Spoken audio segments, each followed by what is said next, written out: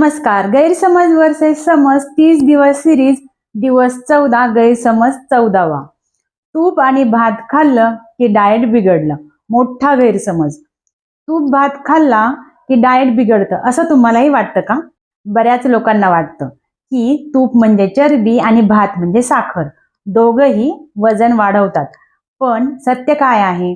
भात हा कार्बोहायड्रेट आहे जो तुम्हाला ऊर्जा देतो आणि तूप ते नैसर्गिक सजीव चरबी आहे. तुमचं पचन सुधारतं, मेंदूला पोषण मिळतं.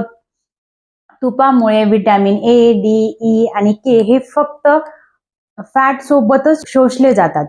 तर भात म्हणजे इज इक्वल टू ऊर्जा आणि तूप म्हणजे मेंदू, पचन आणि विटॅमिनचं शोषण. प्रॅक्टिकल उदाहरण पहा आता. एक छोटा चमचा साजूक तूप, मापातला भात प्लस भरपूर भाजी आणि सोबत प्रोटीन, हे आहे संपूर्ण संतुलित जेवण. फॅट लॉस साठी देखील उपयुक्त. तूप भाताला दोष देऊ नका. ओव्हरइटिंगला आणि असंतुलित आहार याला जबाबदार ठेवा. अशा आणखी तथ्यासाठी फॉलो करा. मुख्य मुद्दे लक्षात ठेवा. तूप नैसर्गिक आणि फायदेशीर असतं, पण मोजकी मात्रा. भात इज इक्वल टू ऊर्जेचा मुख्य स्रोत, मात्रा महत्वाची.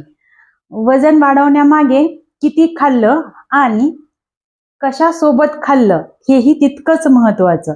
फॅट बर्निंग साठीही शरीराला चांगले फॅट हवेत. एन्जॉय करा वरण, भात, तूप सोबत कोशिंबीर विदाऊट गिल्ट. उद्या भेटू असाच एक गैरसमज दूर करण्यासाठी. तोपर्यंत स्वस्त आणि मस्त राहा डॉक्टर स्वाती सोबत.